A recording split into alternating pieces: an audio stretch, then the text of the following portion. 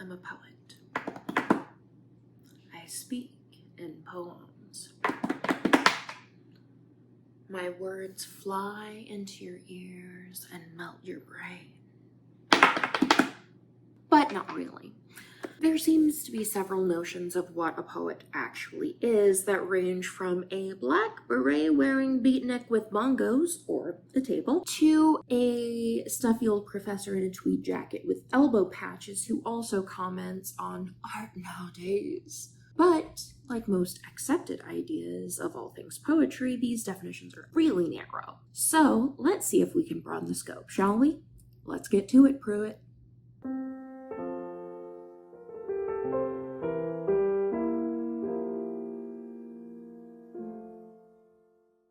Hello, friend faces, and welcome back to How to Poe, the beginning, part 3, where we discuss what is a poet. Now, I'm Ambidorable, and I'm here to clear the air when it comes to all things poems, poets, and poetry, because as much as I love poetry, I really think it needs a bit of renovation. If you love poetry too, if you're vaguely interested in what I have to say, or if you're just here for my beret and snazzy makeup, please consider hitting the subscribe button and hitting that like button, because that keeps the wee beasties away and the YouTube engines happy. Thank you. You may be thinking, another video where she's trying to define a simple concept. Really? When are we going to get to what Poe actually is? Sorry, berets make me a little bit dramatic. To the first question, yes. To the second, yes, really. And third, in the fourth part, but don't skip this one. I'll admit, defining these concepts is a lengthy process, and I do go over some really similar points to parse out nuances. But it's absolutely necessary, and here's why. All learning starts with a base assumption. We take that assumption and we build information on top of it. The integrity of the information on top of it really relies on that base assumption being more or less correct. Here's what I mean. Take math, for example. Don't worry, the use of math is for demonstrational purposes only. Now, we look at the very basic assumptions of math, and you're probably thinking 1 + 1 = 2, duh, get on with it. But patient, dear friend faces, patience. The basic assumption in math is not that 1 + 1 = 2, but that there are these things called numbers, and numbers represent quantifiable or countable information.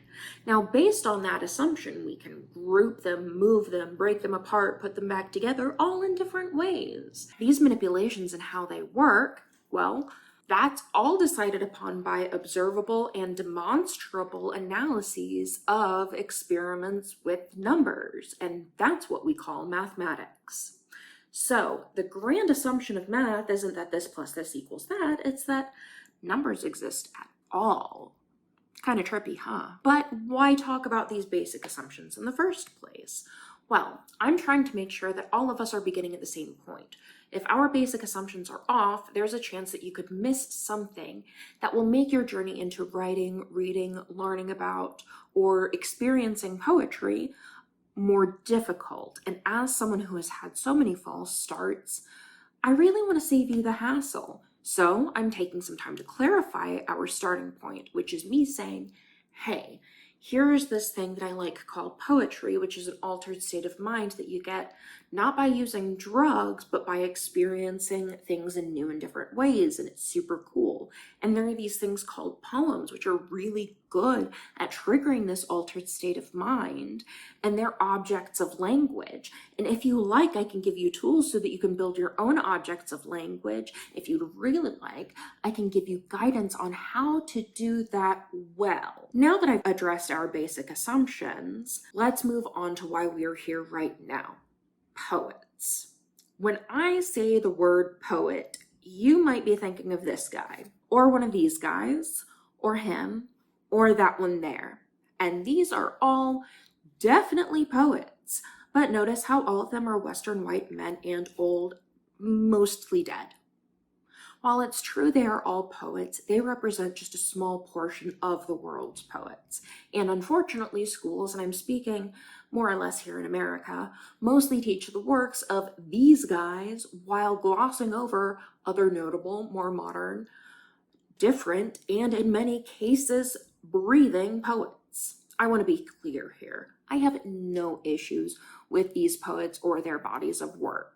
Well, I do have a few issues with this guy, but that's for a different video. They have changed the face of poetry. A lot of them have been incredibly influential, but sticking to teaching just these few poets and their work gives us a narrow and outdated view of poems and the poets who write them. This inevitably gives poetry, and I use this here as the study of poems with lowercase p, poets and the poetry with a capital P, a bad name.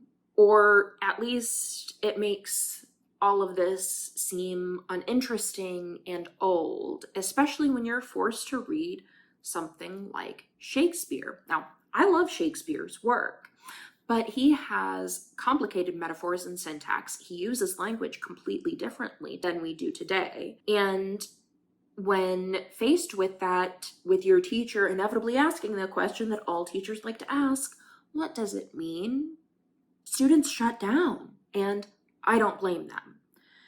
Learning solely about historical poetry is part of the reason poetry as a whole seems so far removed from anything modern or relevant in our lives. These historical poets and their historical works were absolutely culturally relevant, and they remain culturally relevant. They changed the landscape of literature and how we, as the West, spoke and thought about it. But unless you are devoting an entire semester to learning the context of these historical poets and how they dealt with language, which is different than we use language today, so that you can understand why their work was influential, you're really just looking at poems with different enough language that it presents a barrier to eliciting poetry with a capital P in those who aren't there to study the culture in which these works occurred. So they are missing the scope. Now, moreover, poetry, the subject, lowercase p, becomes associated with dull, boring, and old writing that no one reads anymore, which is the furthest thing from the truth. Poets are a diverse lot with lots of different backgrounds, different abilities, different genders, different skin colors, different sexualities, different histories, different ethnicities, and all sorts of different ways of experiencing and thus sharing being human, which is truly beautiful. But this also means that poetry, capital and lowercase p, is alive and vibrant today, as are poets, like all of these humans.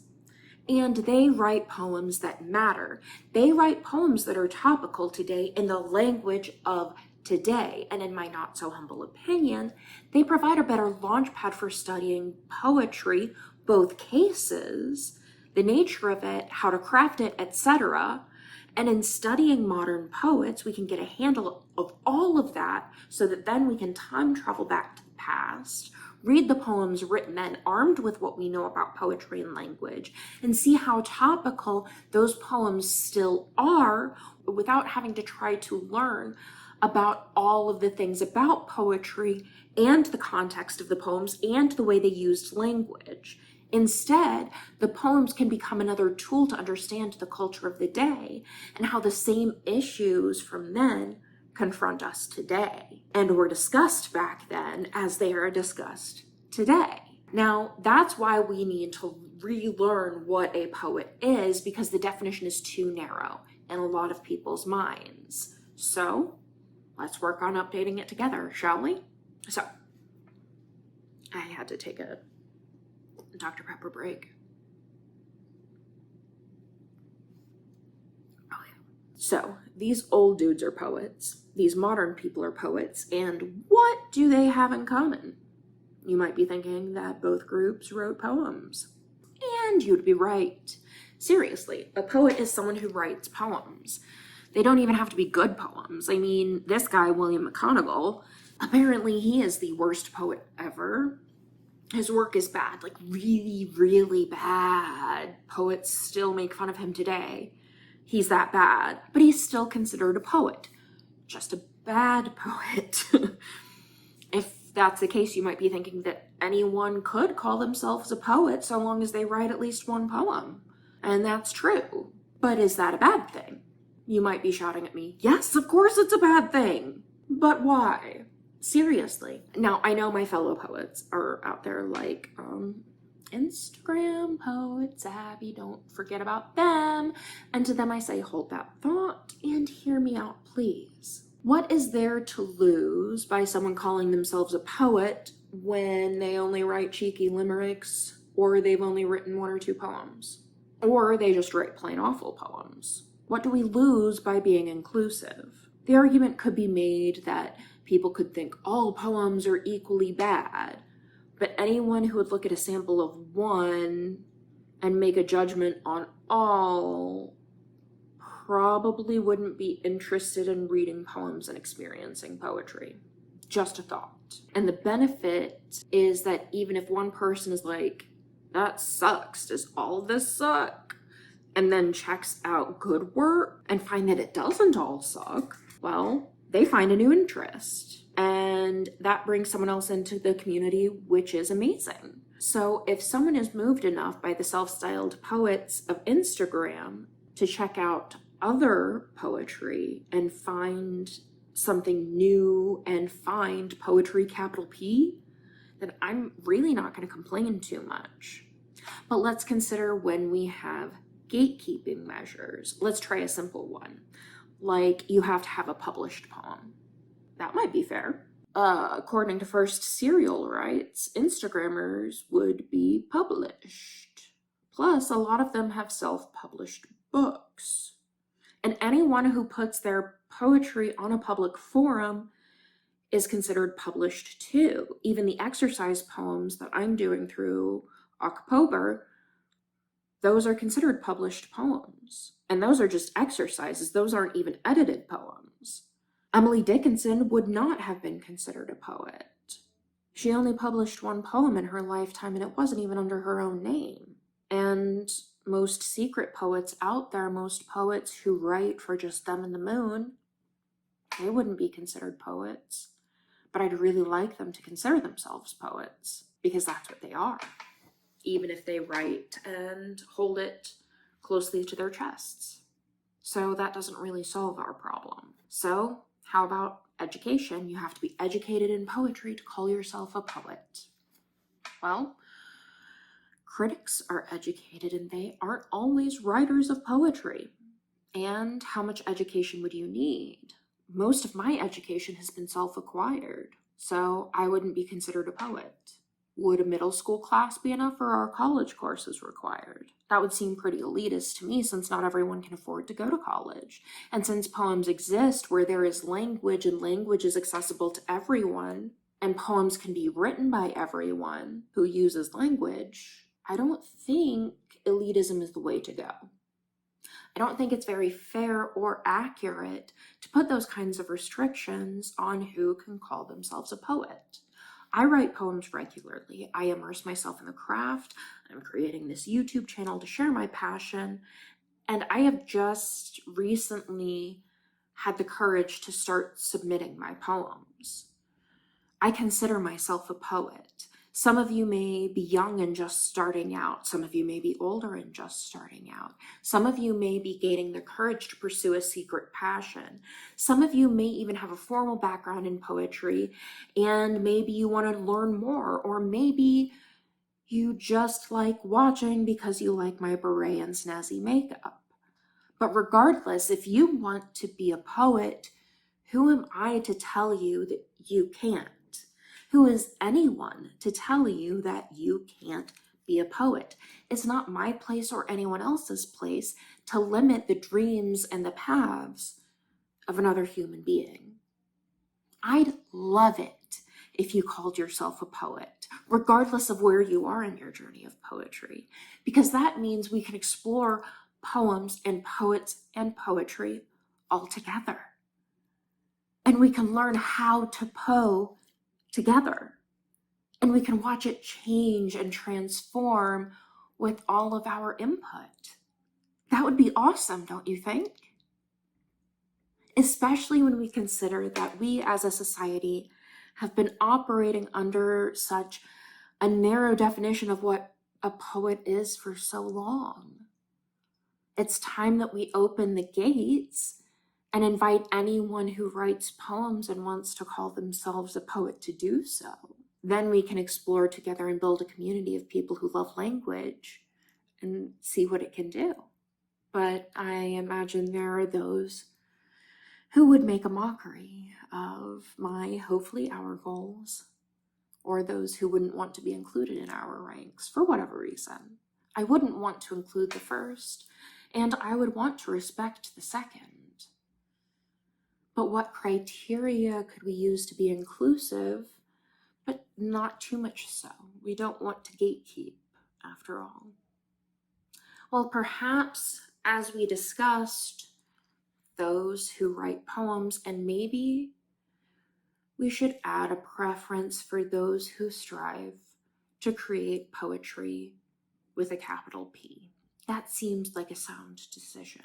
And frankly, it might keep these self-styled Instagram poets at bay because they aren't really writing poems and striving to create poetry. They try to be edgy or artistic, but they don't quite hit the mark of poetry with a capital P in the grand scheme of things. They don't know how to Poe. Speaking of Poe, what is it and how do we do it? Well, my dear friend faces, that's for our next video. For now, let's enjoy a bad poem together, shall we? An Ode to the Queen by William Topaz McGonagall.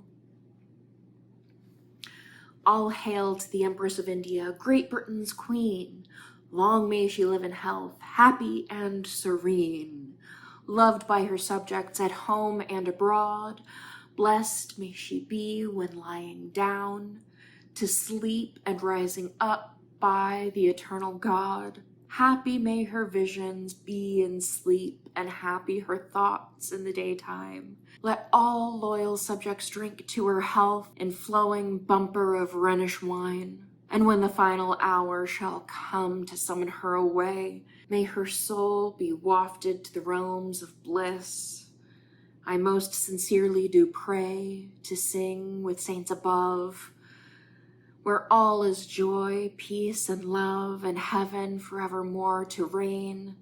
God save the Queen. Amen. That's by this guy, William Topaz McGonagall. A poet. A bad poet.